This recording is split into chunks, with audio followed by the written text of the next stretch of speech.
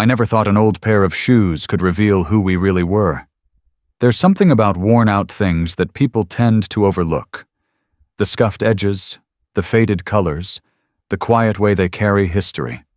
Most people see an old pair of shoes and think they're ready for the trash. I saw survival. I saw love. I saw my daughter walking through a life we were barely holding together, one step at a time. My name is Sarah Miller, and if there's one thing I've learned about being a single mother in America, it's that pride doesn't pay bills, but it does keep your head above water. I used to work the early morning shift at a diner off Route 16, the kind that smells like burnt coffee and cheap bacon no matter what time you walk in. My hands always smelled like dish soap and metal, and my feet ached by the time I got home. But I kept smiling for my daughter, Ella. She was 6, small for her age, with hair the color of sunlight that refused to quit shining, even when the rest of our world felt dim. Our house wasn't really a house, more like a memory someone forgot to finish. The paint peeled around the windows, and every storm made the roof groan like it was tired of holding on. But Ella loved it. She'd call it our castle. And every night when I tucked her into bed, she'd ask if real castles had leaky roofs too. I'd tell her yes, of course they did, because even princesses have problems. She'd giggle, and for a moment I'd believe it too. Money was always a battle. Groceries came from discount bins, clothes from thrift stores, and dreams from the clearance section of my imagination. I'd cut coupons like my life depended on them because, in a way, it did. But no matter how tight things got, Ella never complained. She'd twirl around in hand-me-down dresses like they came straight out of a fairy tale. Her favorite, though, wasn't a dress. It was a pair of shoes. They were small, pink sneakers with faded glitter on the sides and little hearts on the soles. When we found them at the thrift shop, they looked like they'd already lived a dozen lives. One lace frayed, the rubber worn smooth, the inner lining almost gone. But to Ella, they were perfect. "They look like magic shoes," she said, her voice full of wonder. I almost told her we couldn't afford them, but the way she hugged them to her chest made me swallow my practicality and hand over the 3 crumpled dollar bills in my pocket. From that day on, those shoes never left her feet. She wore them everywhere, to school, to church, to the playground down the street. Every scuff and scratch became a story. When other kids got new sneakers with flashing lights and clean white soles, Ella just smiled and said, "Mine already know how to dance." There was a pride in her voice that broke me and healed me all at once. Sometimes I'd catch her cleaning them with an old toothbrush, whispering to them like they were her friends. I never stopped her. Maybe because I understood. Sometimes, when the world takes too much, you hold tighter to small things that stay. Our evenings were quiet, the kind that don't make it into movies but mean everything in real life. We'd sit at the kitchen table with the radio playing soft country songs, me helping her with homework, her kicking her feet under the chair, the shoes always tapping to some rhythm only she could hear. Dinner was usually simple: macaroni, canned vegetables, maybe chicken if tips were good that week. But she'd close her eyes after every meal, smile, and say, "It's perfect, Mommy." She never asked for more, and somehow, that made me want to give her everything. Sometimes, when she was asleep, I'd sit by her bed and stare at those little pink shoes by the door. They looked so small beside my worn work boots, tiny symbols of hope in a world that often forgot people like us existed. I'd wonder how far they'd go before they fell apart completely. I'd wonder how far I could carry her before I did. Then came the letter. It arrived on a Tuesday, tucked between bills and grocery flyers, an invitation from the local community center. There was going to be a charity gala, sponsored by a large corporation called Harrington and Compoters, meant to raise funds for families in need. The flyer said families like ours. At first I tossed it aside, assuming it wasn't for people who wore second-hand coats and paid for gas in quarters. But that night, Ella found it on the table. Her eyes lit up as she read the gold letters. "Mommy, look! They're having a party. Can we go?" I laughed, shaking my head. "Sweetheart, that's not the kind of party we get invited to." "Why not?" she asked, her voice full of confusion, not pity. "They said it's for families who need help. That's us, right?" The honesty in her words made my chest ache. I looked at her hopeful face, at the shoes she still wore inside the house, and realized she was right. Maybe we did belong there. Maybe for one night we could pretend the world didn't draw lines between people who had and people who didn't. So I said yes. For the next few days, I scraped together what I could. I ironed my best dress, a plain navy one I'd worn to church more times than I could count. I borrowed a small purse from my neighbor and used a touch of lipstick that had long since lost its shine. When I showed Ella the dress, she clapped her hands and twirled in excitement. "Do I get to wear my pink shoes?" she asked, almost breathless. I hesitated.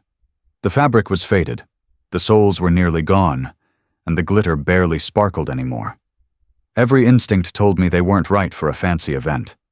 But when she looked at me with those big brown eyes, waiting for permission, I couldn't say no.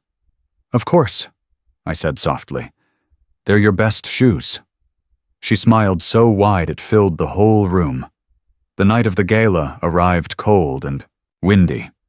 We took the bus downtown, sitting close together, our breath fogging up the window as we passed streets lined with holiday lights. The city glowed like a dream we could never afford to live in. Ella leaned her head on my shoulder, humming softly. I could feel the excitement radiating off her, not because of the people we'd meet, but because, in her mind, we were going somewhere special together. When we stepped into the building, I almost turned around. The marble floors gleamed, the chandeliers sparkled, and everyone looked like they belonged in magazines. The air smelled like money and perfume, a world away from the diner grease and laundry detergent that clung to me. But Ella didn't seem to notice. She just squeezed my hand tighter and whispered, "It's so pretty, Mommy." We found a corner near the back, away from the sea of tuxedos and glittering gowns. People glanced at us. Some kind, some curious, some dismissive. I could feel their stares slide from my thrifted dress down to Ella's old pink shoes. She didn't notice, or maybe she didn't care. She was too busy staring at the dessert table, her eyes wide with innocent joy. Then a hush fell over the room. Conversations quieted as a man in a dark, tailored suit walked onto the stage. Tall, confident, the kind of man who looked like he'd never had to count his blessings because he'd bought them all. The crowd clapped as he smiled and began to speak.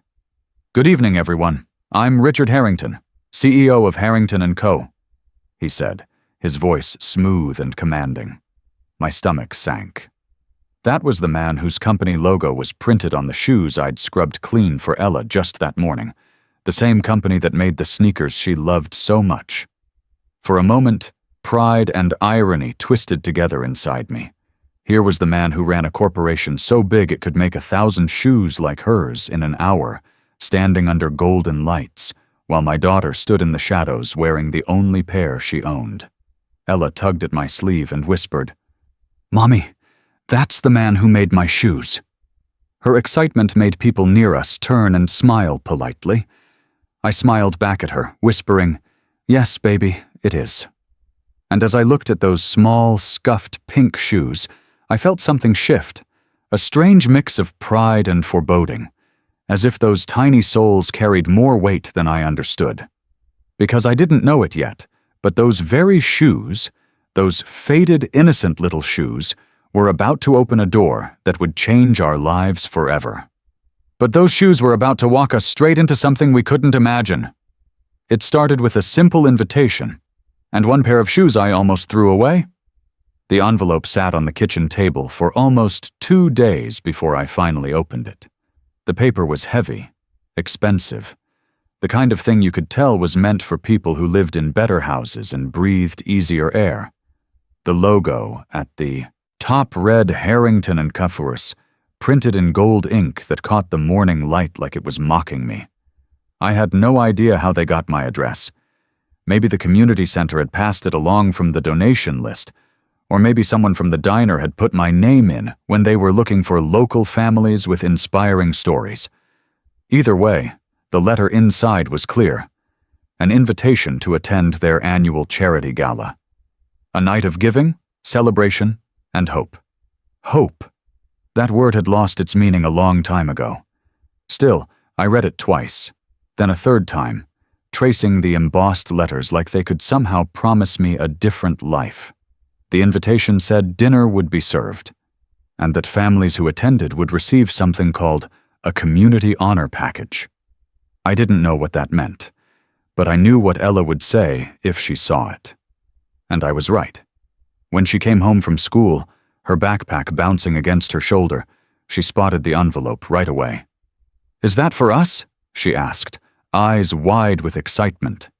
"I guess so," I said carefully, trying not to sound as uncertain as I felt. She snatched it up, her small fingers running over the shiny lettering. "Can we go, Mommy? Please? You never go anywhere nice." I laughed softly, shaking my head. "Sweetheart, this isn't for people like us. Look at it. It's fancy." "But it says families," she insisted. "And we're a family." There it was again. Her innocence, her unshakable belief that the world was fair if you just asked nicely enough. I wanted to tell her that the world didn't work that way, that sometimes kindness didn't open doors. It just got you laughed at. But when she looked up at me with that hopeful grin, I couldn't bring myself to say no. So I said yes. That night, after I tucked her into bed, I stood at the closet and stared at the handful of clothes I owned. Most of them were work uniforms, old jeans, and sweaters stretched from too many washes. There was one dress, navy blue, modest, plain. I'd worn it to church, to job interviews, even to my cousin's wedding. It was the only thing that made me feel like maybe I still belonged in the world outside of struggle. I ironed it slowly, pressing down every wrinkle, pretending that each hiss of steam was erasing a little bit of my exhaustion. I polished my shoes, brushed my hair, and even dabbed on a tiny bit of perfume I'd been saving for someday. Maybe this was someday. The next morning, Ella was already awake, sitting cross-legged on her bed with her pink shoes in her lap. The shoes. The same pair I'd almost thrown away last week when I noticed the sole peeling and the laces fraying beyond repair. "Mommy, can you fix them?" she asked, holding them up like they were made of gold. They're my favorite. I knelt beside her, studying them closely. The glitter was almost gone. The hearts on the soles had faded into ghostly outlines. And the fabric had stretched so thin that the inside lining peeked through in patches. They looked tired, like I did. "Sweetheart," I said gently, "maybe we should wear the white ones Aunt Judy gave you. These are a little too old." She frowned, hugging them to her chest. "But those aren't my special shoes. These are my lucky ones." I sighed. "They're very worn, honey. The people at the event might think—" She interrupted me before I could finish. "They'll think I love them because I do." There was something so pure in her conviction that I couldn't argue. I ran my thumb over the small logo stitched into the side, the little golden H, the mark of a brand I'd seen in commercials and store displays we couldn't afford to walk into. Funny how something made by that same company had found its way into a thrift bin and then onto my daughter's feet. Life had a strange sense of humor, so I patched the sole with glue, scrubbed the dirt from the fabric, and wiped them as clean as I could. When I finished, she slipped them on and twirled in front of the mirror, her laughter filling the room. "See? Perfect!" Maybe they weren't perfect to anyone else, but in that moment, I believed her. The day of the gala came faster than I expected. I left work early, heart pounding the whole bus ride home. The world outside our little house felt brighter that day. Maybe it was just nerves, but everything seemed sharper, louder, almost cinematic. When we finally stood in front of the event hall, I froze. The building was enormous. Glass walls, marble steps, and gold banners fluttering with the company's logo. Luxury cars lined the street, their polished metal gleaming under the streetlights. Men in suits and women in gowns stepped out like they were walking onto a movie set. I felt completely out of place before I'd even walked in. Ella, of course, didn't notice. She tugged at my hand, her smile wide, her excitement unshakable. "Come on, Mommy, it's like Cinderella." Her voice made a few people nearby glance our way. Some smiled, others didn't. A woman in a fur shawl looked us up and down, her expression softening when her eyes landed on Ella, until she saw the shoes. I could almost hear her thoughts in the slight lift of her eyebrows. I squeezed Ella's hand tighter. "Stay close, okay?" Inside, the air smelled like champagne and roses. A pianist played softly near the stage. Tables draped in white linen stretched across the hall, and waiters carried trays of hors d'oeuvres I couldn't pronounce. The lights sparkled, and for a brief second, I let myself believe we could blend in. We found an empty table near the back. Ella swung her legs beneath her chair, her shoes thumping lightly against the floor. She was humming a tune only she knew, her joy untouched by the polished world around her. "Mommy," she whispered, leaning close, "do you think they'll have chocolate cake?" I smiled. "Maybe if we're lucky." And just like that, for one fragile moment, everything felt okay. But then it happened. A voice carried across the room, deep, amused, the kind of voice that fills spaces meant for power. "Well, would you look at that?" I turned to see a man standing a few tables away, his suit crisp, his smile practiced. Richard Harrington, the CEO himself, the same man from the commercials, the same logo on Ella's shoes.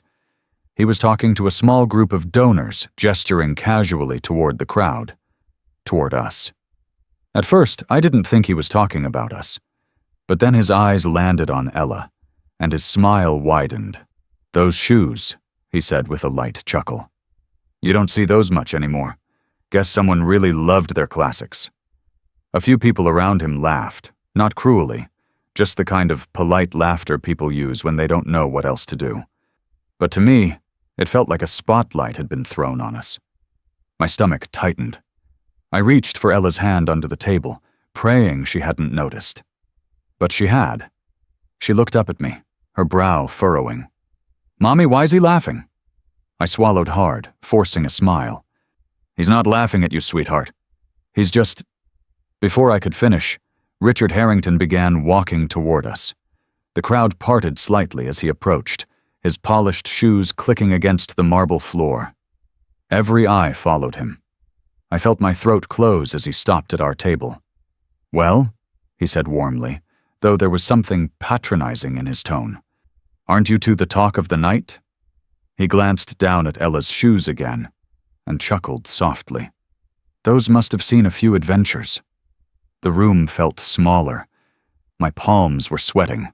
I wanted to disappear, to grab my daughter and run back to the safety of our small, leaky home where no one cared what we wore. Ella looked down at her shoes, confused, and then up at him with those innocent brown eyes. "They're my lucky shoes," she said softly. Her voice was steady, but I could hear the tremor beneath it. Richard laughed again, not cruelly, but enough to make my heart ache. "Lucky, huh? Well, that's one way to look at it." I smiled weakly, my voice barely audible. "They're special to her." "I can see that," he said, still smirking, still staring. The music had quieted now. People were watching, pretending not to. Every eye in the room felt like a weight pressing against my chest. I reached for Ella's hand again, but she had already turned back toward me, her face pale and small. "Mommy," she whispered, her voice trembling just enough for me to hear. "Did I do something wrong?" I opened my mouth to answer. But before I could, Richard Harrington bent down, still smiling, to take a closer look at those worn pink shoes. And that's when everything changed. I didn't know that choice would humiliate us in front of everyone. When the CEO, pointed at her shoes and laughed. The room went silent. For a moment, time didn't move. The soft music that had filled the room seemed to fade, replaced by the hollow sound of my own heartbeat. I sat there frozen, wishing I could shrink small enough to disappear under the table, to vanish into the patterned carpet where no one could see us. Richard Harrington, the man whose name was printed on half the boxes in the grocery store, the man who could probably buy and sell this entire hotel without blinking, was standing right in front of my daughter, smiling down at her like she was some kind of curiosity. "Those shoes," he said again, chuckling softly. "I haven't seen a pair like that in years. Guess they don't make them like they used to." The people around him laughed, politely, awkwardly, the way people do when they're not sure if it's okay to laugh, but don't want to seem humorless in front of power. It wasn't the sound of cruelty, exactly, but it wasn't kindness either. It was something worse. Indifference wrapped in amusement. Ella's legs swung beneath the chair, her pink shoes brushing the floor as her smile faltered. I could see the confusion in her eyes, that innocent, questioning look that children give when they don't understand why the room feels wrong. My face burned. I forced a shaky laugh, hoping to diffuse the tension. "She loves those shoes," I said, my voice smaller than I meant it to be. "They're her favorite." Richard's eyes flicked toward me for the briefest moment, then back to Ella. "That's sweet," he said, and his tone was smooth but distant, the kind of politeness that cuts deeper than an insult. "You must have quite the imagination, little lady." Ella didn't answer. She just looked at him, her fingers clutching the edge of her chair, the sparkle that usually lived in her eyes starting to fade. I wanted to reach for her, to pull her close, to tell her none of this mattered, but I couldn't move. The air felt thick, the room too bright, every gaze slicing through me like glass. Behind him, I noticed people whispering. A woman in a red dress leaned toward her husband, murmuring something with a sympathetic frown. Another man shook his head, looking at me with that same pity I'd seen 1,000 times before, the kind that said, "Poor thing, she doesn't belong here." My throat tightened. I should have stood up. I should have said something. But years of being invisible had taught me how to shrink instead. I'd learned how to take humiliation quietly, how to fold it into my chest until it stopped making noise. "Did you pick those yourself?" Richard asked, crouching slightly now, still smiling as if this was all harmless fun. "Yes," Ella whispered, her voice trembling. "They look well-loved," he said. The crowd chuckled again. "Maybe we'll have to get you a new pair, hmm?" The laughter spread like a wave.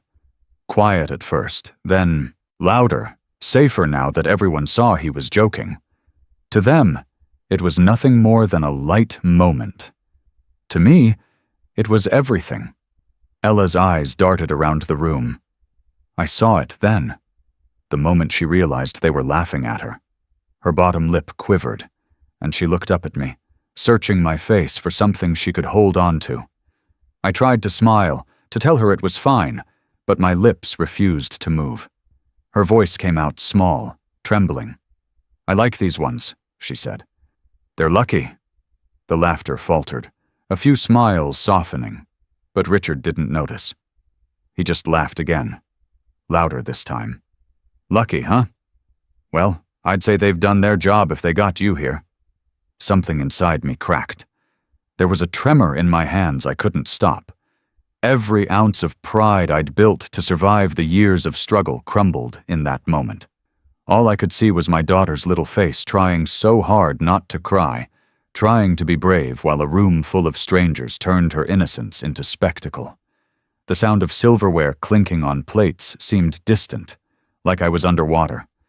I wanted to grab her hand, stand up, and walk out, leave the chandeliers, the marble, the polite laughter, all of it. But she was still staring at him, and he was still smiling, and I couldn't look away. She took a deep breath, the way she always did before saying something important. "My daddy gave me these," she said quietly. That stopped him. The smile froze on his face for half a second. "He said they'd help me run fast and make friends," she continued, her voice shaking but steady. "He died before he could buy me another pair, so I wear them every day." The silence that followed was sharp enough to cut through air. The laughter died instantly. Someone cleared their throat. A glass clinked in the distance, echoing like thunder. Richard straightened up, his expression faltering. I didn't realize," he said softly, his voice no longer steady. But it was too late. The damage was done. The humiliation had already carved itself into the space between us. Ella looked down again, her small fingers tracing the heart-shaped pattern worn into the shoe's sole. I saw her blink fast, holding back tears. It was the kind of heartbreak too big for a child to understand. The moment the world teaches them that kindness isn't always returned. I leaned forward and whispered, "It's okay, sweetheart. Let's just enjoy the food." She nodded, but her smile didn't come back. I wanted to tell Richard off, to throw his polished charm back at him, to make him understand what it means to live in a world where even a child's shoes become a reason for ridicule. But all I could do was sit there, pretending to eat, while shame burned holes through me. The gala went on. Laughter resumed, music returned, and conversations filled the air again. But for me, the room had already changed. I saw everything differently. The way people's eyes lingered too long. The way whispers followed us when we walked past. Every glance was a reminder that we didn't belong there. When dessert was served, Ella barely touched hers. She just sat there, swinging her feet, staring at the shoes that had once made her feel proud. Then, as the speeches began, Richard took the stage again. His voice was smooth, confident, as if nothing had happened. He spoke about generosity, about community, about lifting up those in need. The words sounded hollow to me, like a language I no longer believed in. I wanted to leave, but I didn't want to make a scene. So we stayed, silent, invisible again. At one point, Richard's gaze drifted toward our table mid-speech. For a brief second, our eyes met. Something flickered there. Discomfort, maybe guilt, but he looked away quickly, focusing on the applauding crowd instead. When the event finally ended, people began filing out, their laughter echoing through the marble hall. I gathered my purse, helped Ella into her coat, and tried to keep my composure. She held my hand tightly, her little fingers cold and small. "Mommy," she said softly, "I don't think he liked my shoes." The words pierced me like glass. I squeezed her hand tighter. "It doesn't matter what he thinks," I said, forcing my voice to stay calm. "They're special because they're yours." She nodded, but her shoulders slumped, and that broke me more than anything. As we walked toward the exit, I felt eyes on us again. Whispers I couldn't quite hear but knew were there. I kept my head high, pretending not to notice, pretending it didn't hurt. And then, just as we reached the door, I heard his voice behind us. "Wait." We stopped. The sound of his footsteps echoed on the floor as he approached. I turned, my stomach tight, my hands trembling. He stood there under the chandelier, his expression no longer smug. There was something different in his eyes, something uncertain, almost haunted. He glanced down at Ella's shoes again, but this time he didn't smile. He bent down slowly, almost hesitantly, as if trying to see something he'd missed before. And in that moment, his entire expression changed. Then he bent down for a closer look, and his smile disappeared. What he saw on that tiny tag changed everything. At first, I thought he was just trying to make another comment, one last condescending remark to soften the embarrassment he'd caused.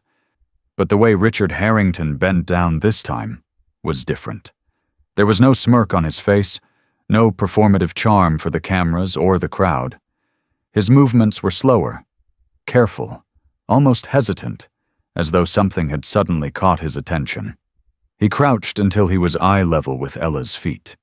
His hand reached out halfway before stopping in the air. I watched as his expression shifted. Confusion first, then disbelief. The chatter in the room seemed to blur into a dull hum behind us. People paused mid-conversation, watching. Richard leaned closer, his brow furrowing as he stared at the side of Ella's pink shoes. He touched the small, faded logo, the golden H that had rubbed off in places but still shimmered faintly under the chandelier's light. Then he turned the shoe slightly, eyes narrowing at the tag near the inner seam. A strange silence spread through the hall. For a moment, nobody moved. His confident posture dissolved into something I hadn't seen in any of his advertisements or interviews.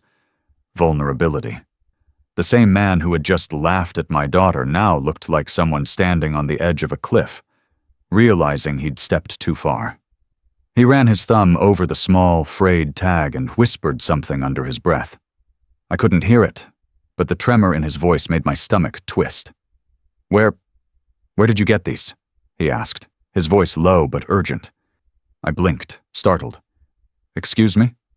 He looked up, his eyes meeting mine. The arrogance was gone, replaced by something close to desperation. "These shoes," he repeated, gesturing toward them. "Where did you get them?" I hesitated, unsure why he cared so much now, after everything that had happened. "A thrift store," I said quietly. "A place called Sunny Threads, over on Maple Avenue." He didn't respond right away. His gaze flicked back to the tag, tracing it like it meant something more than fabric. Then he stood up slowly, his face pale. The crowd, sensing something had shifted, went silent again. A woman nearby whispered, "What's going on?" But no one answered. Richard looked around the room like he'd forgotten where he was.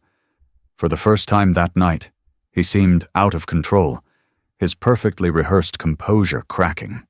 He took a step closer to me. "Do you still have the receipt?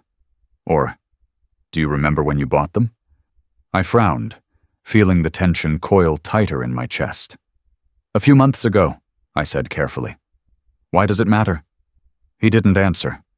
Instead, he rubbed a hand over his face, exhaling shakily, and for a moment I saw something flicker behind his eyes. Grief.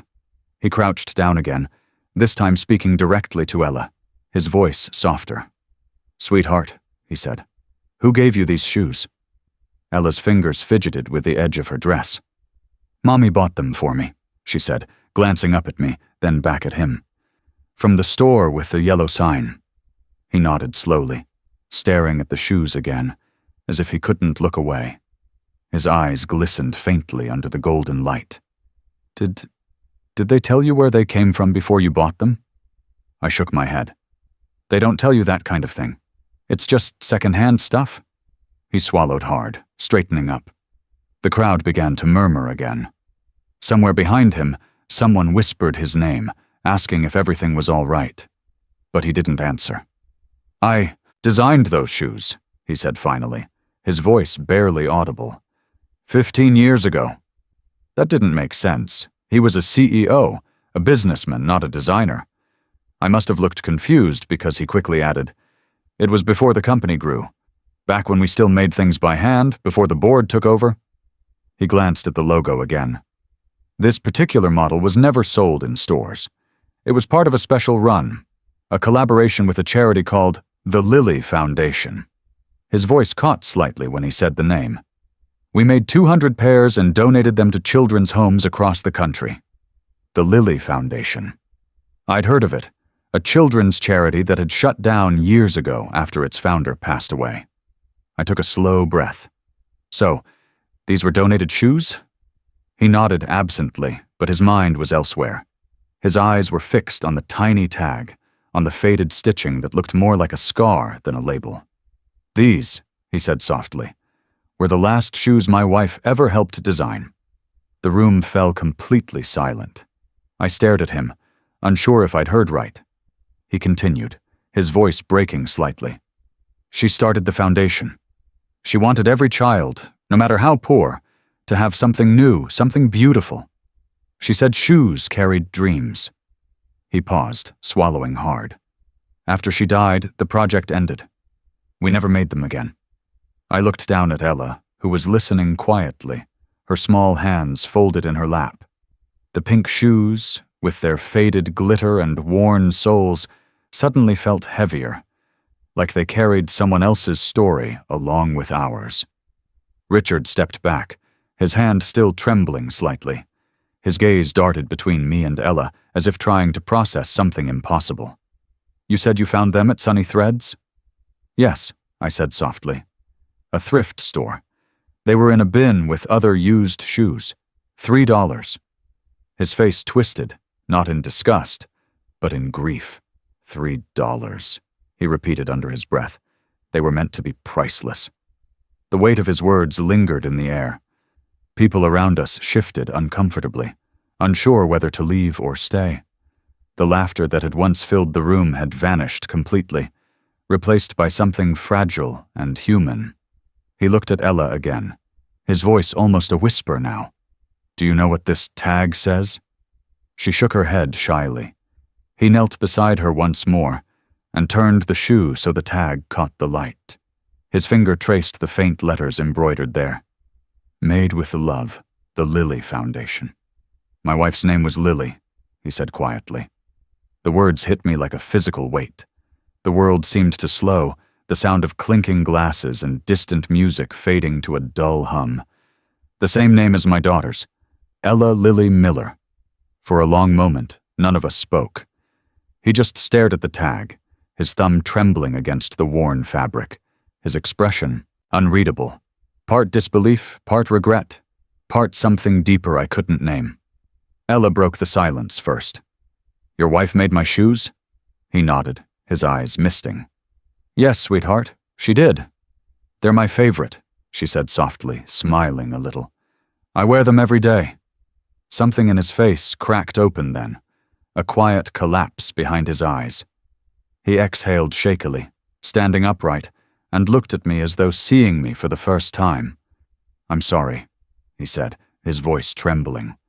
"I shouldn't have—" He didn't finish. He didn't need to. The shame hung between us, thick and heavy.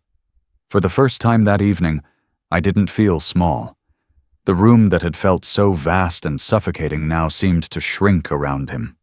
The man who had mocked us was unraveling in front of everyone, undone by something as small as a tag on a child's shoe. He took another step back, rubbing his temples. I need a moment," he murmured, more to himself than to anyone else. He turned toward the door, the crowd parting silently as he walked through. Ella looked up at me, confused. "Mommy, why did he look so sad?" I brushed a strand of hair from her face and forced a small smile. "Sometimes people remember things they wish they hadn't forgotten." She looked down at her shoes, studying them like they held secrets she couldn't quite understand. I didn't tell her then what I'd noticed, the way his eyes had gone pale when I'd said the store's name, the way his hand had trembled when he touched the tag. I didn't tell her that the shoes she loved so much had just reopened a wound that money could never heal. Because as he walked away, pale and shaken, I realized something that sent a shiver down my spine.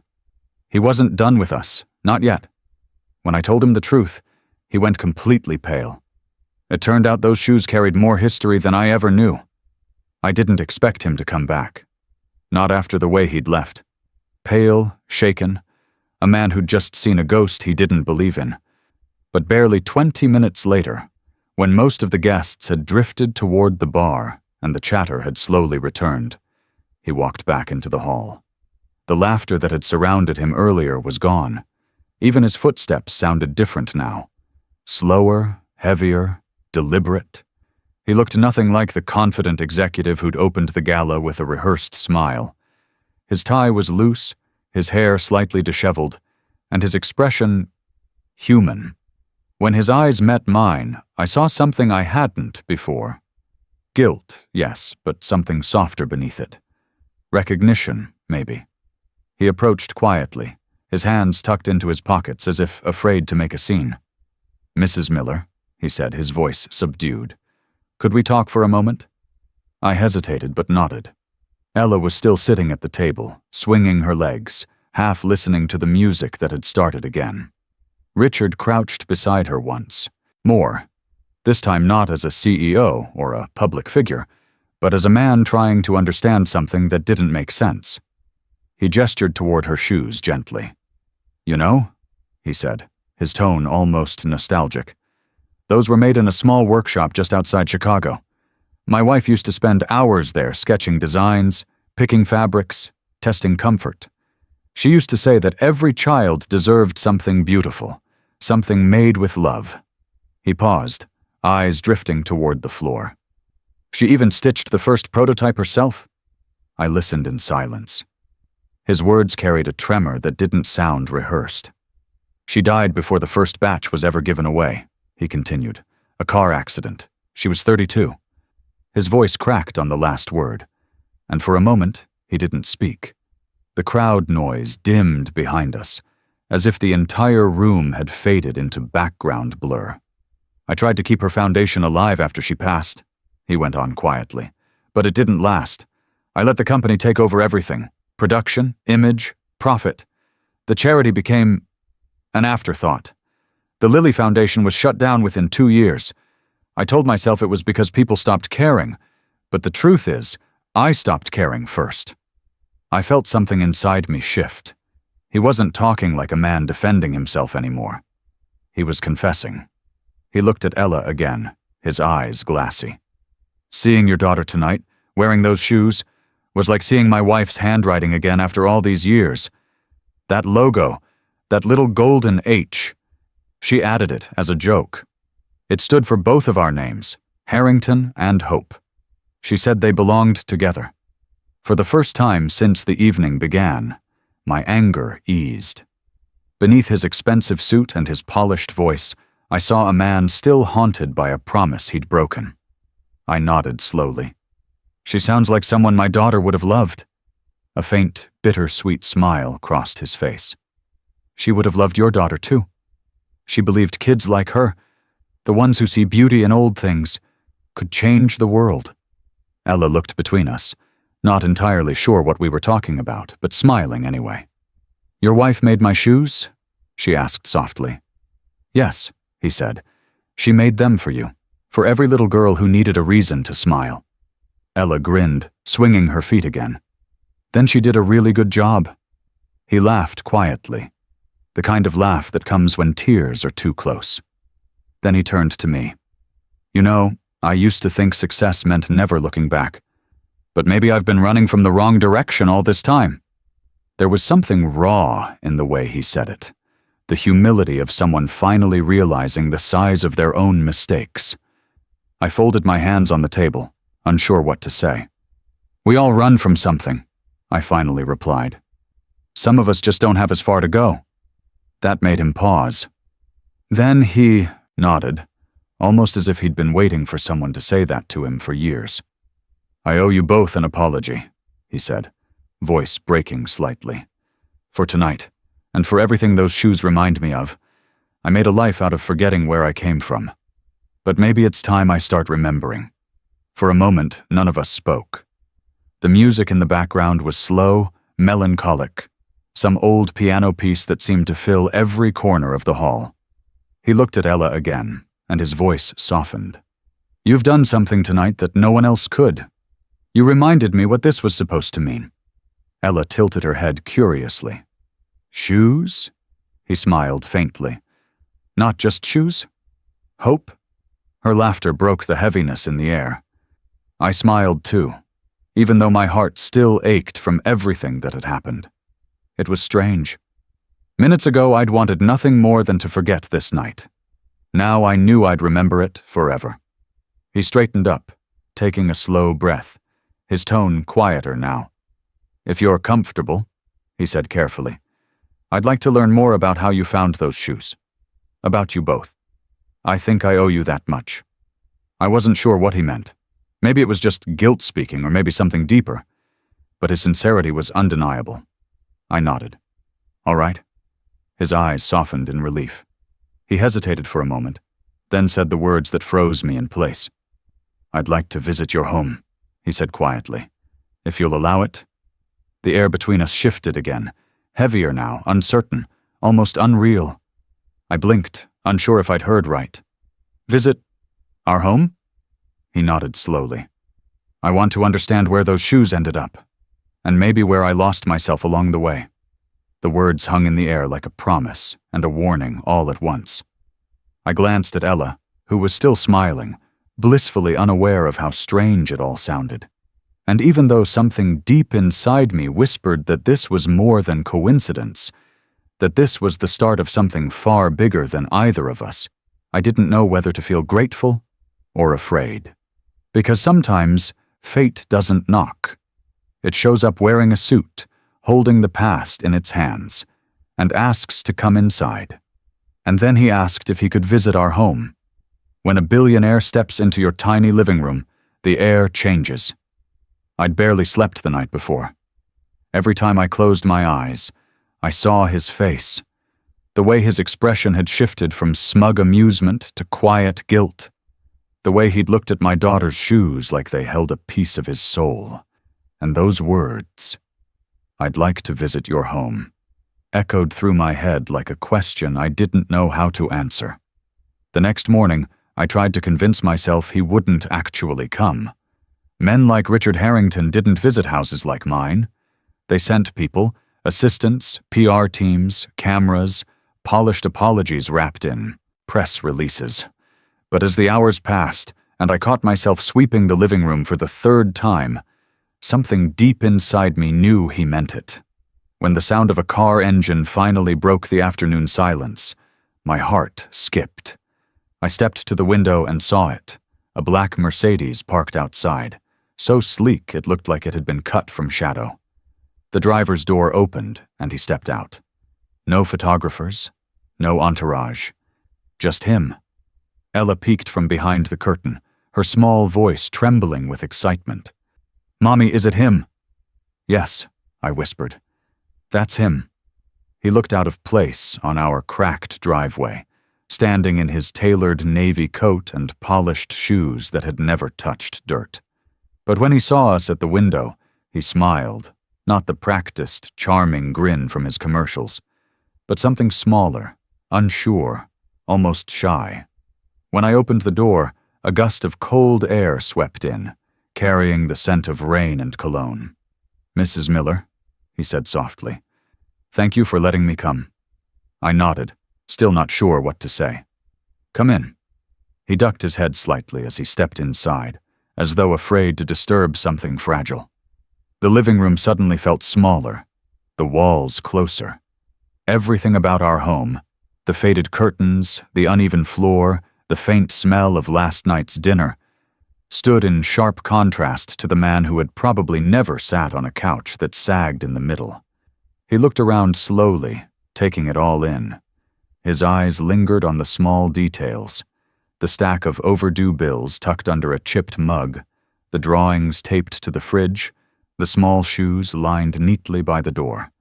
But instead of pity, there was something else in his expression. Reverence.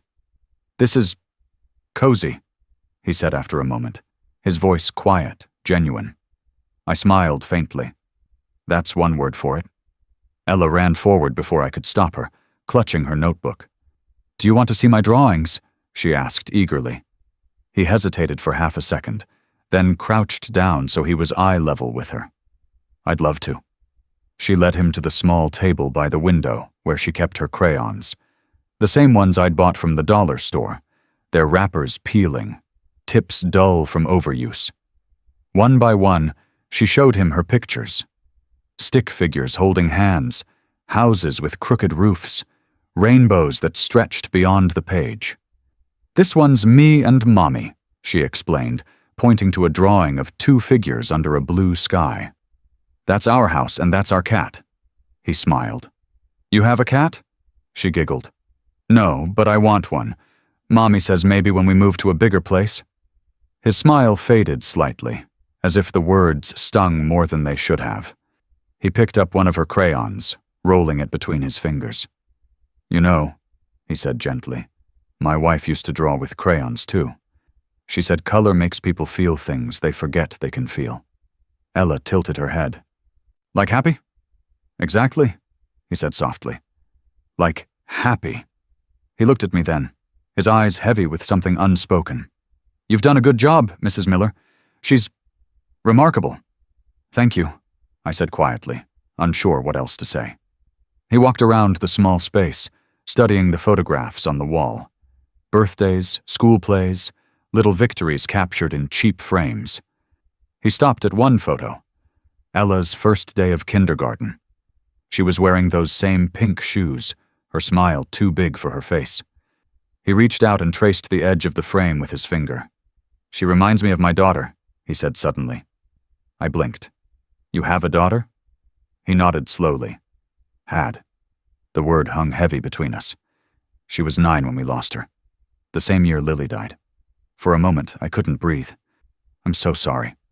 He didn't look at me. His gaze stayed fixed on the photograph. After that, I buried myself in work.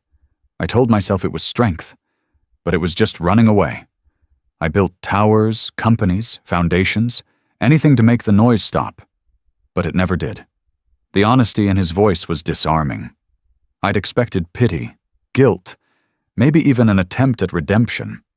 But what I heard instead was grief, raw, heavy, and familiar. He turned toward me, his eyes glassy. "When I saw your daughter's shoes, I didn't just see my wife's design. I saw my little girl's feet in them, the way she used to twirl when she was happy, the way she used to laugh when I told her the world was hers." Ella had wandered back to the table, humming softly as she drew. He watched her for a long time, a sad smile on his lips. "I used to think money could build anything," he said. "But it can't rebuild what's lost." I swallowed hard, feeling my throat tighten. "Sometimes it can help rebuild what's still standing." He looked at me then. Really looked. "And you're still standing?" he said quietly. I nodded, though my voice shook when I replied. "Some days, barely." He smiled faintly, then glanced back toward Ella. "She's lucky to have you." "No," I said softly. "I'm lucky to have her." We stood there in silence, two people from opposite worlds bound by something invisible. Loss, love, maybe fate. For the first time since the gala, I didn't feel like he was a stranger. He wasn't a billionaire or a CEO or a man who'd mocked us. He was just a father who'd lost his way. After a few moments, he cleared his throat. "Do you mind if I sit?" "Of course not," I said, gesturing toward the couch. He sank into it carefully, as if afraid to break it. His eyes wandered again. The small clock ticking on the shelf, the mismatched curtains, the smell of stew still lingering from lunch. I could tell he wasn't judging any of it. He was absorbing it. "This," he said quietly, "is what real life looks like. Not the parties, not the speeches. This." Heinda looked around. "It's beautiful." I let out a soft laugh. "You're the first person to ever call my cracked walls beautiful." He smiled. "They tell a story, so do you." Before I could respond, Ella came over, holding a drawing. "This one's for you," she said proudly. He took it gently, unfolding it like it was something precious. It was a picture of 3 people, a man, a woman, and a little girl, all holding hands under a rainbow. The man had gray hair. He stared at it for a long time before whispering, "Thank you." His voice cracked on the word. "You can put it in your office," Ella said, smiling. He laughed softly, blinking back tears. "I think I will." The silence that followed wasn't awkward this time. It was warm, safe, like a storm had finally passed and left something softer behind. He stood after a while, slipping the drawing carefully into his jacket pocket. "Mrs. Miller," he said, his voice quiet but firm. "Before I go, I want to make you a promise." I looked up, wary. "A promise?" He nodded, his eyes steady now. No hesitation, no arrogance. "I'm going to make things right, for you, for her, for the people I forgot about when I started chasing the wrong kind of success." I didn't know what he meant, or if I even believed him, but something about the way he said it made me want to. He offered his hand. I took it. His grip was warm, solid, certain. As he turned to leave, he paused by the door, glancing once more at the small pink shoes by the mat. A faint smile touched his lips. "Funny," he murmured, half to himself. "All the boardrooms in the world couldn't teach me what those shoes just did." Then he stepped out into the rain. and the sound of his car faded into the distance. I stood there for a long time, staring at the doorway where he'd stood, the air still heavy with everything unspoken. And though I didn't know it yet, that promise he made, the one I wasn't sure I could believe, was about to change our lives forever. Before he left, he made a promise I didn't dare believe. He said he wanted to make things right, not for show, but for real. 3 days passed before I heard from him again. In that time, I almost convinced myself that his visit had been a strange dream, a surreal moment of humanity in a world that rarely stopped to care. But on the 4th morning, while I was getting ready for work, my phone buzzed. The screen lit up with an unknown number, but I didn't need to guess who it was. "Mrs. Miller," came his voice, calm but tentative. "It's Richard Harrington." For a moment, I didn't know what to say.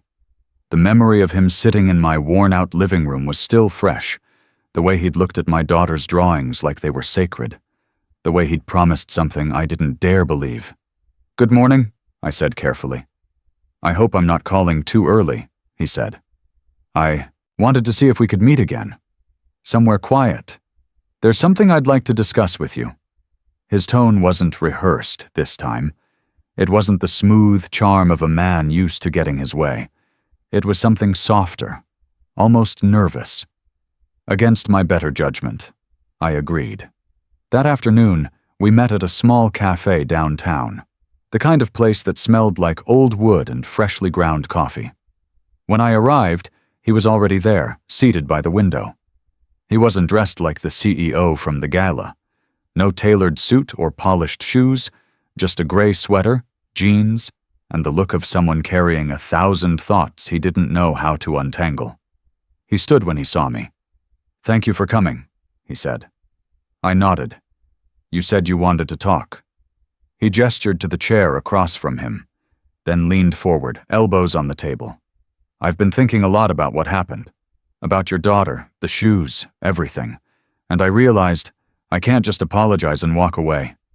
I said nothing, waiting. He took a slow breath. "I want to make things right, not with publicity, not for show, for real." There was a conviction in his voice that I hadn't heard before, the kind that comes only from guilt that's finally turned into purpose. He reached into his bag and pulled out a thin folder, sliding it across the table. "I've been working on something. A foundation. One that supports families like yours, single parents, kids with dreams bigger than their circumstances. It's based on my wife's old charity, the Lily Foundation. I want to bring it back, in her name and in your daughter's." My hands trembled slightly as I opened the folder. Inside were sketches of a logo, mission statements, grant forms, all carefully designed, all real. At the top, in clean, bold letters, it read, "The Lily Hope Initiative. I want you to be part of it," he said quietly. "A board member, if you'll accept. We'll fund art programs for children across the country, starting with your community. We'll build creative spaces, donate supplies, sponsor scholarships." I stared at the pages, words blurring together. "Mr. Harrington, I don't know what to say." "Say you'll think about it," he said gently. "That's all." I shook my head, overwhelmed. "You don't owe us this." He leaned back, his expression soft. "Maybe not. But I owe it to the people I forgot, the ones my success was supposed to help. I built an empire, but I lost my heart somewhere along the way.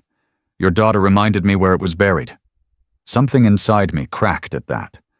I'd spent so long fighting to keep my pride intact, to prove I didn't need saving, that I almost forgot what genuine help felt like. And yet, even as gratitude swelled in me, shame followed close behind. "I appreciate it," I said slowly. "But I'm not a charity case. We're fine." He smiled sadly. "I know. That's exactly why I trust you to help me rebuild this the right way." I opened my mouth to argue, but before I could, the cafe door swung open. Ella came running in, holding a paper bag of cookies, the ones we always shared after school. She froze when she saw him. "Mr. Richard!" she squealed. He laughed, his entire face lighting up in a way I hadn't seen before. "Ella, I didn't know you'd be here." She climbed into the chair beside me, proudly holding up her drawing book. "I made you something." He leaned in, curiosity in his eyes. "Let me see." On the page was a sketch of two shoes, one small and pink, the other large and blue, connected by a single string tied in a heart. "That's me and Mommy's shoes," she explained. "But you're in it too now, because you said you'd help us walk further." For a moment, his composure faltered. His eyes softened, glistening. He reached across the table, tracing the heart she'd drawn with his finger. "You have no idea how much this means to me," he whispered. Ella grinned. "You can keep it." He smiled, folding the page gently, like it was something precious. "Thank you, sweetheart." For a few moments, everything felt right. There was no tension, no class divide, no guilt. Just three people connected by something bigger than themselves. Kindness, loss, and an unexpected chance at healing. Then his phone buzzed. He ignored it at first, but it buzzed again, harder this time. With a reluctant sigh, he glanced at the screen, and the color drained from his face. I saw the headline before he could turn it away. It was plastered across the news app in bold letters. "Billionaire CEO under fire for manipulative charity stunt, helping viral family to save his image." My stomach dropped. He turned the phone face down, his jaw tight. "It started." "What started?" I asked, my pulse quickening. He exhaled slowly, rubbing his temple. "The media. They found out about the foundation. They think I'm doing this to repair my reputation." My heart sank. "You didn't tell anyone?" "I told one board member," he said bitterly. "Someone must have leaked it. They think this is another PR stunt, that I'm using you again." The cafe noise seemed to fade. I could already imagine the headlines, the sneering commentators, the strangers who'd pick apart every word and twist it into something ugly. Ella looked between us, confused. "What's wrong?" I forced a smile. "Nothing, baby. Just grown-up stuff." Richard leaned forward, his voice low. "I'm not stopping this time. They can say what they want. I meant what I said. This foundation will happen, and I won't let them use your story to tear it apart again." I believed him. But I also knew the world outside that cafe didn't care about intentions, only narratives. And once they turned on you, no amount of truth could save you from the storm. As we sat there, the air thick with unspoken fear, I realized something terrible. This time the target wasn't just him. It was us. And while he might have had billions to shield himself, all I had was a daughter, and the fragile peace we'd just begun to rebuild. But the world wasn't ready to forgive him that easily. When the story hit the news, it wasn't kindness they saw, it was scandal. The first headline appeared 2 days after our meeting. At first, I didn't even recognize it as our story. The photo was grainy, a snapshot of me and Ella walking out of the cafe, her hand clutching the same paper bag of cookies. But the words beneath it made my stomach twist. "Billionaire CEO exploits poor family for sympathy. Inside the Lily Hope hoax." By noon, it was everywhere. News sites, talk shows, social media, each one adding its own layer of poison. Every headline had its own cruel variation. PR stunt gone wrong. CEO uses single mom in image rehab attempt. Heartwarming viral story exposed as calculated manipulation. By sunset, my phone wouldn't stop buzzing. Strangers were tagging my name, digging through my old Facebook photos, sending messages I didn't dare open. Some accused me of being paid to play poor. Others claimed I'd made it all up to get attention. And still, part of me had hoped it would pass, that people would lose interest like they always do. But it didn't. It grew. That night, while Ella slept, I sat on the couch, scrolling through the chaos. Every comment felt like a punch to the chest. Of course she's playing the victim. Those shoes were probably planted for PR. Classic sympathy bait. Cue the sad music and the fake tears. The world that had cried over my daughter's shoes just a week earlier now mocked her for them. The next morning, there were reporters parked outside our building. 2 vans with satellite dishes. A woman with perfect hair knocked on our door, holding a microphone and smiling like she was doing me a favor. "Mrs. Miller," she said brightly, "can we get a statement about your involvement with Mr. Harrington?" "My involvement?" I repeated, stunned. "He's helping start a charity, that's all." Her smile didn't waver. "So you're confirming there's financial compensation?" "What? No. There's no money, no—" But it was useless. I saw it in her eyes. She wasn't here for the truth. She was here for a soundbite. When I shut the door, my hands were shaking. Ella peeked from the hallway, her small voice trembling. "Mommy, why are there cameras outside?" I forced a smile. "They're just curious, sweetheart. It'll be over soon." But it wasn't. By that evening, the story had exploded again. This time with photos from inside our house. My house. The same cracked walls, the same drawings on the fridge, the same pink shoes by the door, all plastered across websites with captions like, "Inside the viral family's humble home, staged or real." Someone had leaked them. I didn't need to guess who. I called Richard, but he didn't pick up. The next call went straight to voicemail.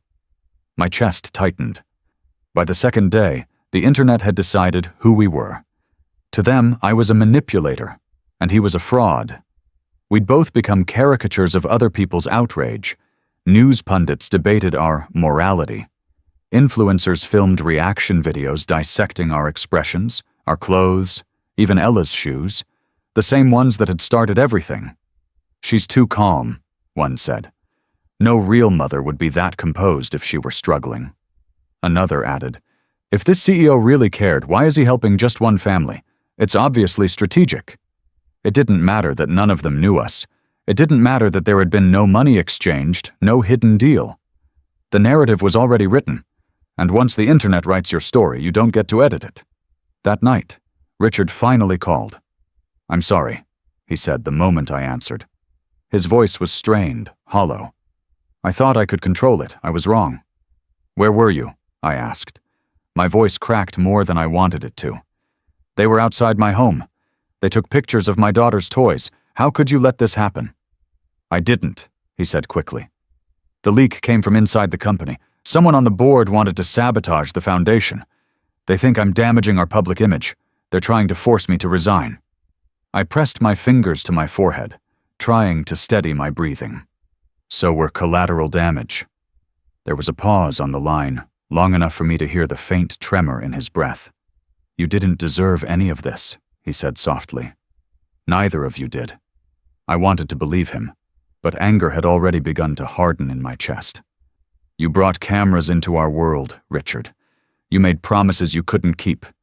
Now my little girl is being called a liar online. Do you understand what that does to a child?" He didn't answer right away. When he did, his voice was quiet. "I do. Because it's happening to my daughter, too. The one I can't protect anymore." That silence cut through me. For the first time, I heard him break. "I'm going to fix this," he said firmly. "I don't care what it costs me. I'm going to tell them the truth. All of it. Truth doesn't matter to people like that," I said bitterly. "They just want someone to blame."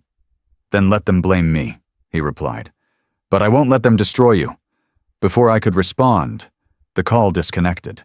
The next morning, he was on every major network, sitting across from reporters, answering questions they asked like knives. He looked exhausted, haunted, but calm. When they accused him of orchestrating the story for PR, he said, "If helping a child feels seen is bad publicity, I'll take it." But the internet didn't care about contrition. Hashtags trended for days. Fake shoes, story. Harrington hoax. Pity, profit. I watched it unfold helplessly, powerless against the storm of outrage. Even people who had supported us at first now called me complicit. My inbox filled with hate. Parents from Ella's school whispered when we walked past. One woman muttered, "Some people will do anything for attention." That night, I tucked Ella into bed. She looked up at me, confusion clouding her little face. "Mommy," she whispered, "did we do something bad?" My throat tightened. I smoothed her hair gently. "No, baby. We just tried to be kind. Sometimes people don't understand kindness."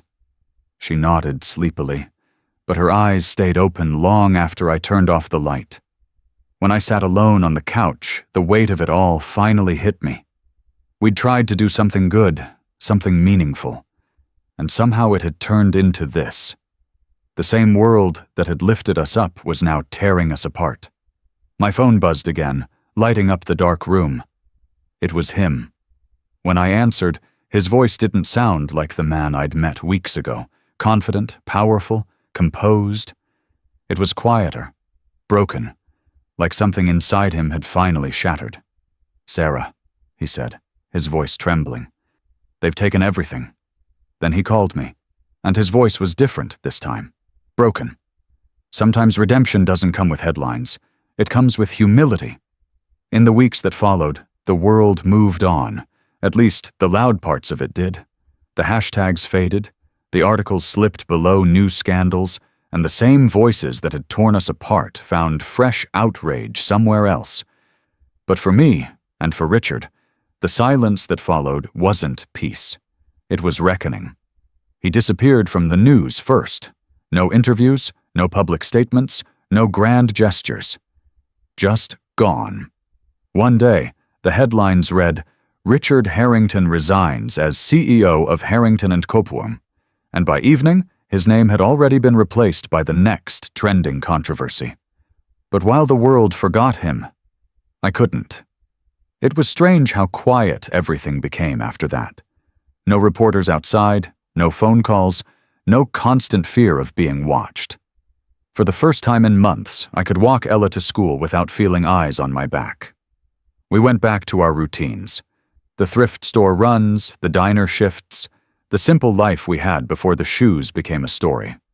Still, I wondered about him. Then, one morning, an envelope arrived. No return address, just my name written in neat handwriting. Inside was a short note. "Dear Sarah, I wanted to say thank you, not for forgiving me, but for forcing me to see who I'd become. I no longer have a boardroom or a company, but I finally have purpose again. I'm building something real this time. Something for her, and for all the children she believed in. It's called the Ella Lily Project." Richard. I read it twice before it sank in. My daughter's name, her whole name, was now part of something bigger than us.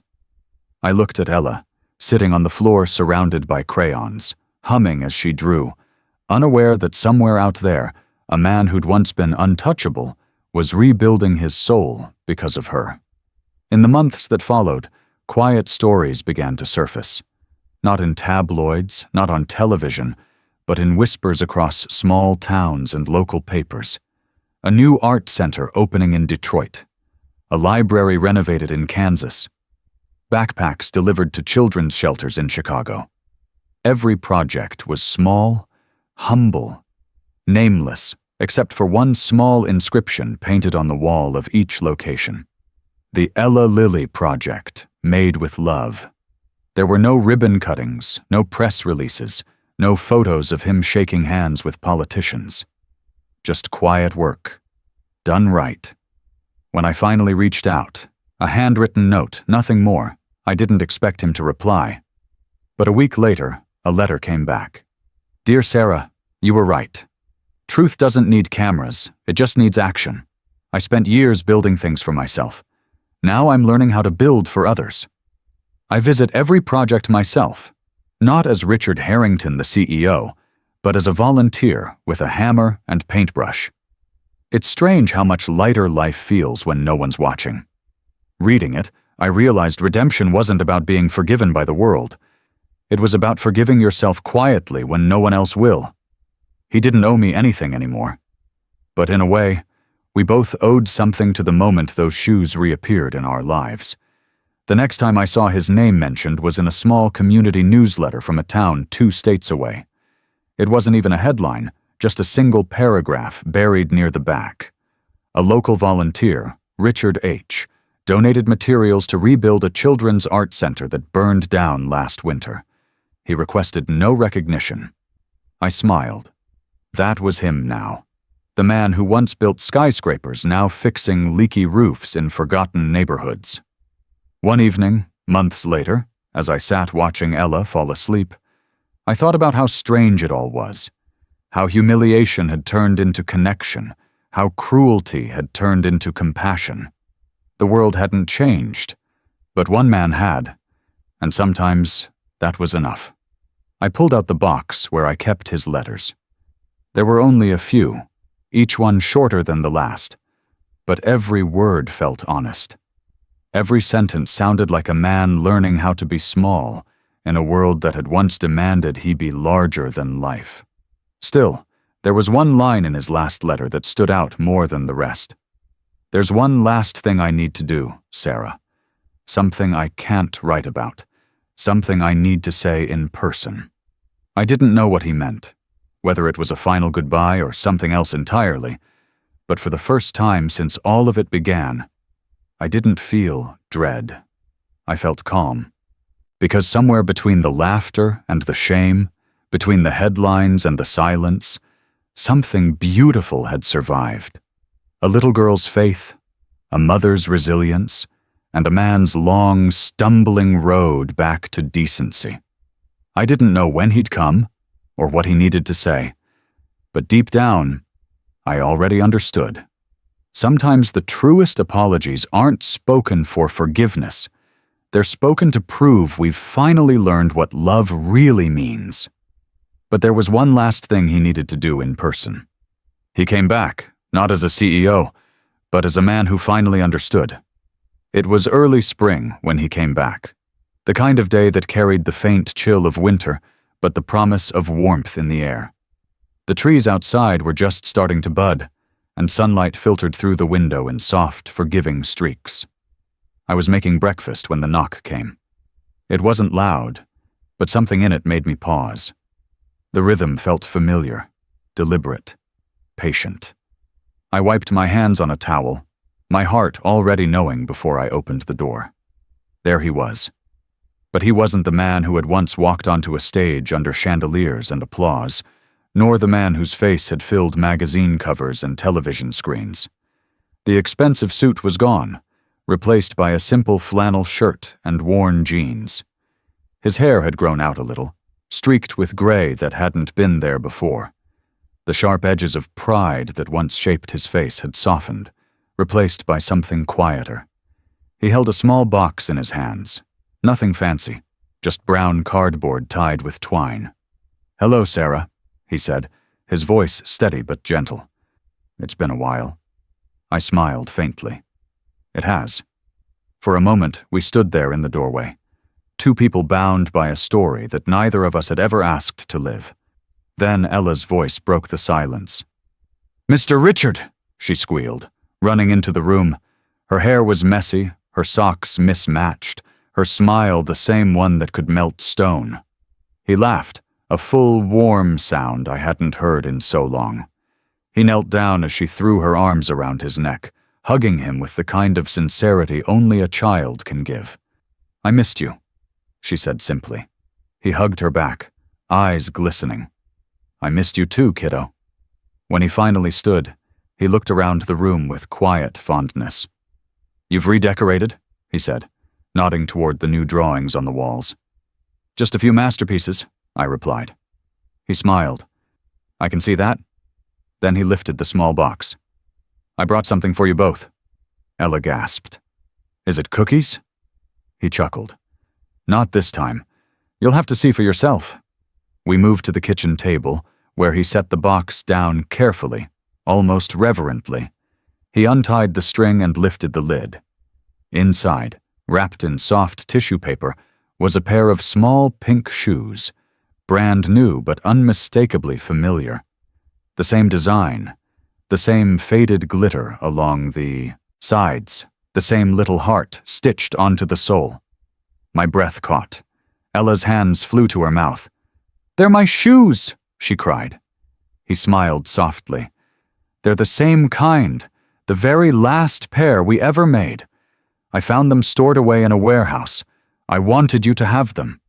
She reached out, touching them as though they were made of magic. "They're so shiny," she whispered. "They were made with love," he said quietly. "The same way your old ones were." I swallowed the lump in my throat. You didn't have to do this. He met my eyes. I know, that's why I wanted to. For a long moment, none of us spoke. Ella slipped off her old sneakers and slid her feet into the new ones. They fit perfectly, as if they'd been waiting for her. She jumped once, testing the soles, then grinned. They're lucky again, Richard laughed softly. I think they always were. He sat down at the table, glancing around the room with a calmness that hadn't been there before. You know, he said, I used to think success was about being remembered, about having your name printed on buildings or spoken in meetings. But lately I've realized it's the opposite. Real success is being forgotten by the world and remembered by the people who matter. I studied him for a moment. You sound like someone who finally made peace with himself. He nodded slowly. Maybe I have.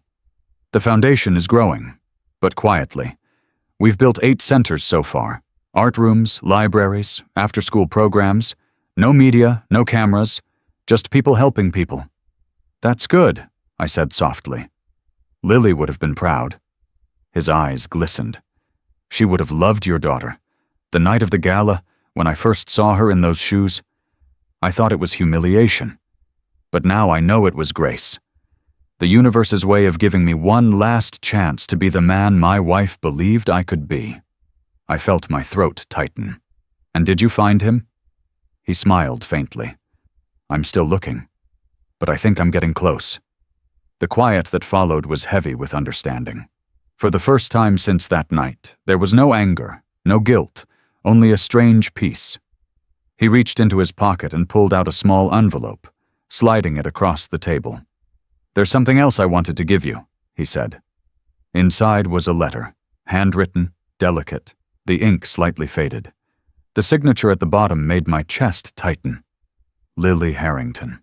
She wrote it a week before she died, he explained softly. I found it in an old file when I left the company. It was addressed, "To whoever finds meaning in my shoes." I think she meant it for you. My hands shook as I unfolded it.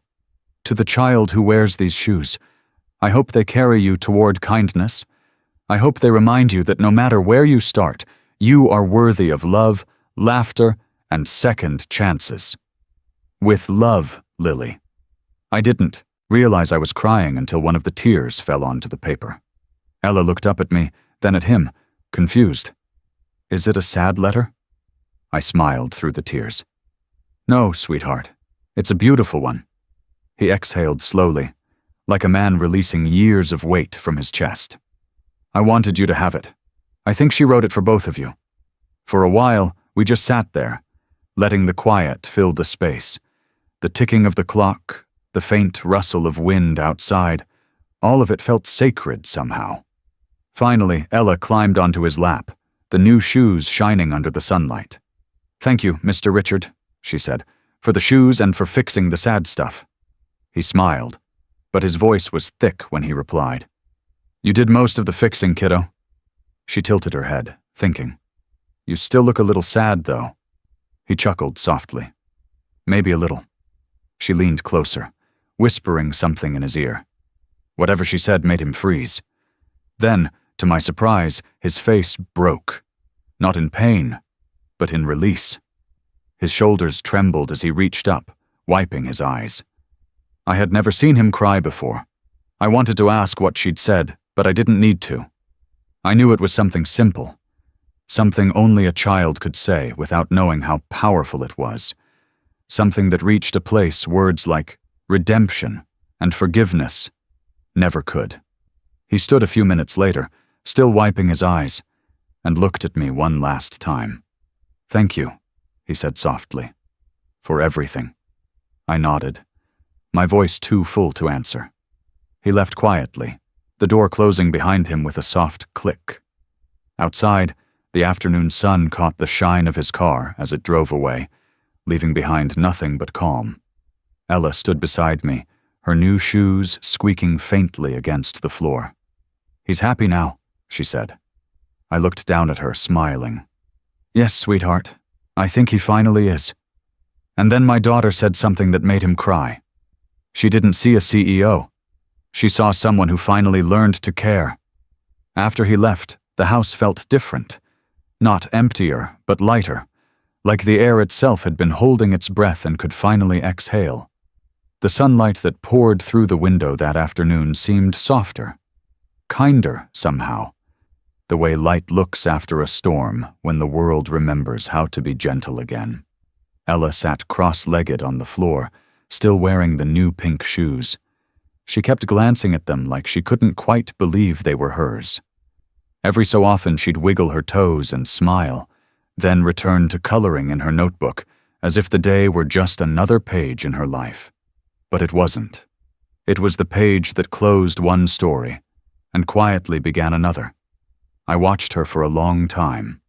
She didn't understand everything that had happened. The headlines, the shame, the redemption. To her, Richard wasn't a billionaire or a broken man seeking forgiveness. He was just someone who'd needed a friend. "Mommy," she said after a while, her crayon pausing mid-stroke. "Mr. Richard cries like you did when Grandpa died." Her words hit me in the chest. "What do you mean, sweetheart?" She looked up, completely earnest. "He cried because he missed someone, not because he was sad at us. So I told him he could talk to my shoes anytime he misses his wife." I smiled through the ache in my heart. "You said that to him?" She nodded proudly. "He said they helped him remember the good parts." And just like that, everything made sense. The guilt, the grief, the way he'd looked at her shoes like they were sacred. It wasn't about fabric or logos or wealth. It was about memory, about love that had been buried under too many layers of success and had finally found a way to breathe again. That night, after I put her to bed, I sat by the window and thought about everything we'd lived through. It amazed me how the world had taken something so small, a pair of shoes, and twisted it into something cruel, then somehow turned it back into grace. It made me realize how fragile kindness is, and how powerful it can become when it refuses to break. For most of my life, I'd believed that being invisible was safer.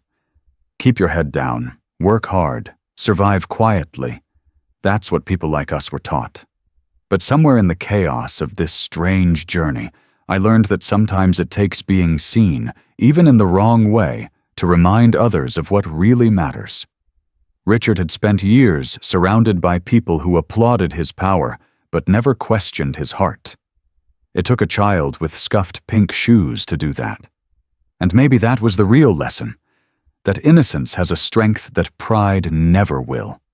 In the weeks that followed his visit, life found its rhythm again. But something subtle had changed in me. When I walked Ella to school, I noticed the small things I used to overlook.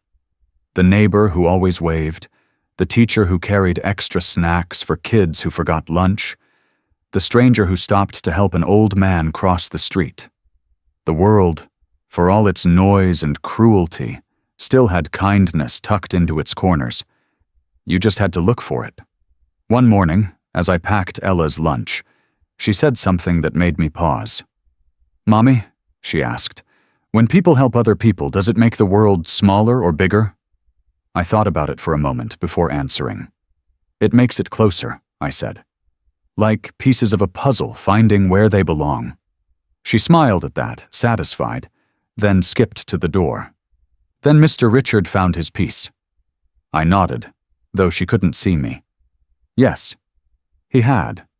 Weeks later, we received a small envelope in the mail.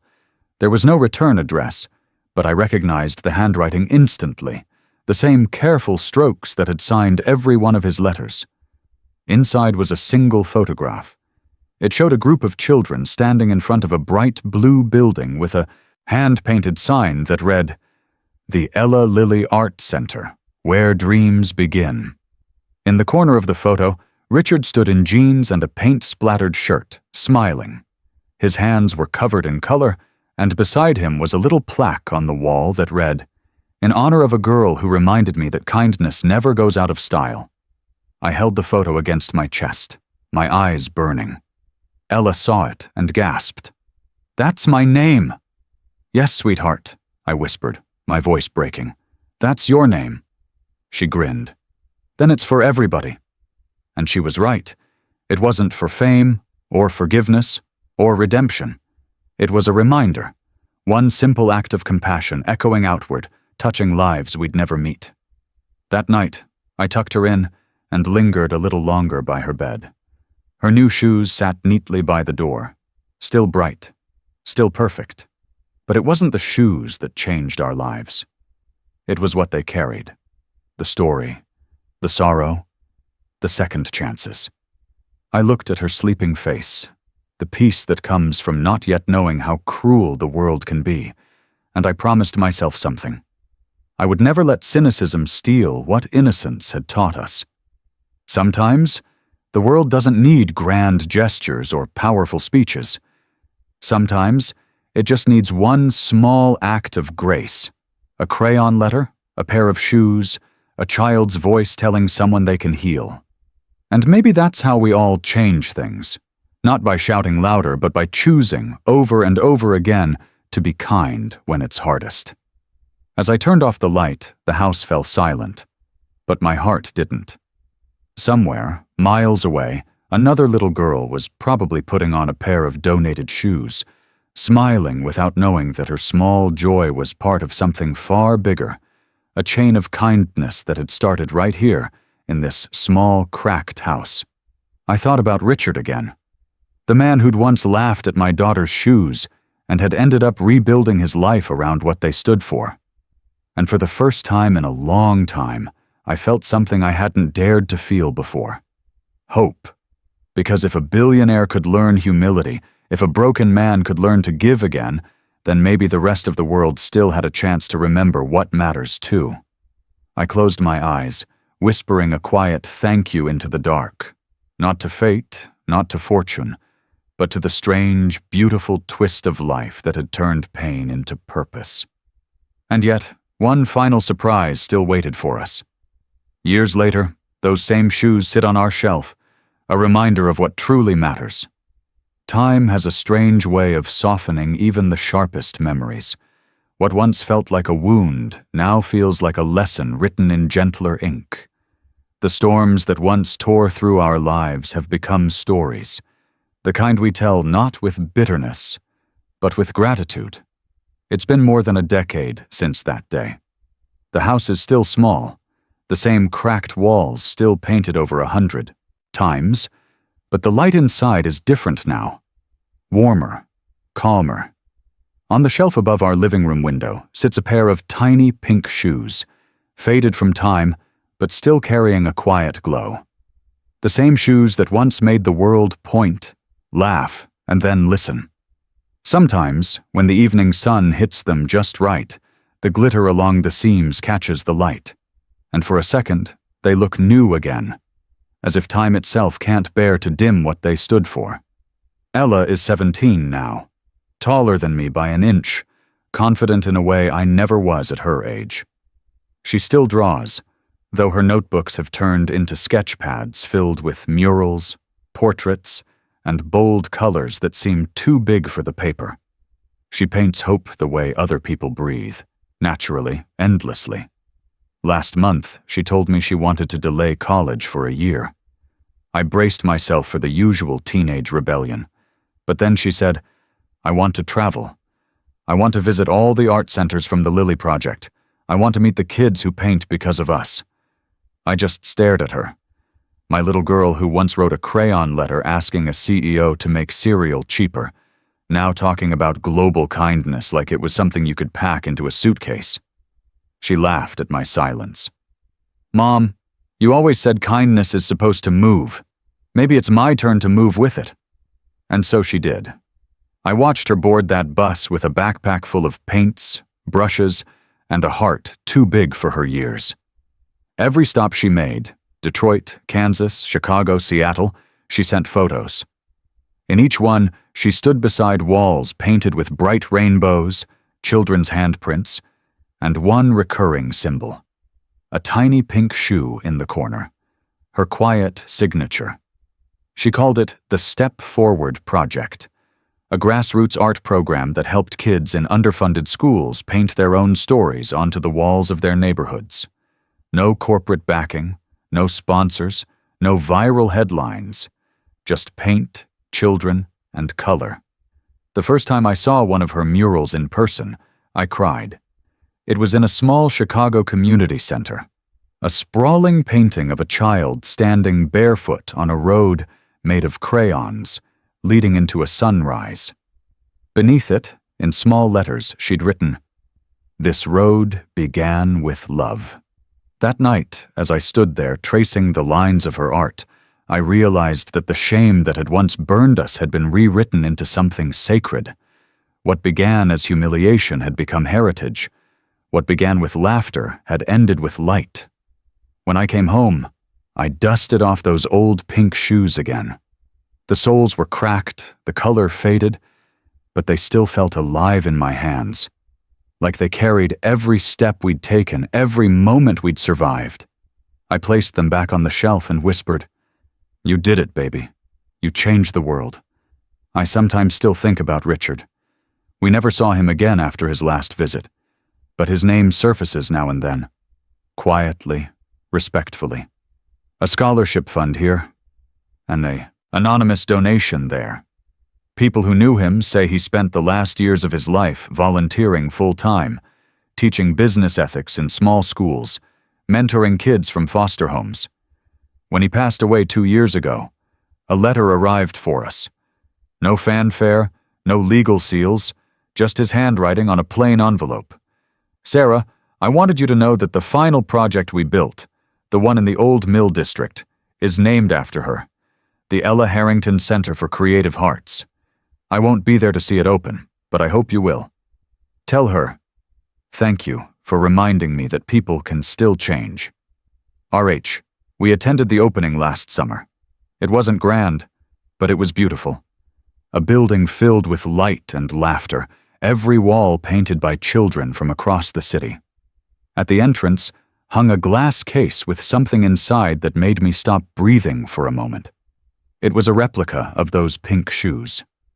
Underneath, a small plaque read, "In memory of the letter that taught us to listen." Ella stood beside me, holding my hand. She didn't cry. She just smiled, the kind of smile that carried peace, and whispered, "He listened, Mom. He really did." And in that moment, everything felt whole again. Now, whenever people hear our story, they always ask the same question. "Do you regret any of it? The attention, the humiliation, the pain?" And my answer is always the same. No, because regret belongs to those who never learned what the pain was trying to teach them. That pair of shoes taught me that kindness doesn't vanish just because the world mocks it. It waits, patiently, stubbornly, for the noise to die down so it can speak again. It taught me that sometimes the smallest hands can hold the heaviest truths. That even when the world measures worth in dollars and headlines, the quiet act of caring still carries more power than any empire. And it taught me that the things we fear might break us, shame, struggle, loss, are often the very things that make us human.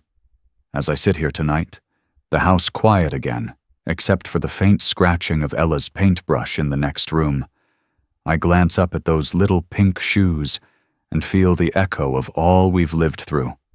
They're not just shoes anymore. They're memory, forgiveness, transformation. They're the proof that love, even when tested by cruelty, finds its way home. And when I close my eyes, I can almost hear my daughter's laughter from years ago. The sound of innocence refusing to die no matter how hard the world tried to take it. Because that's what legacy really is. Not money or fame or monuments, but the simple act of leaving behind a little more love than you found. I smile, whispering the words I know she'll carry long after I'm gone. Because sometimes it's the smallest steps and the humblest shoes that leave the biggest footprints.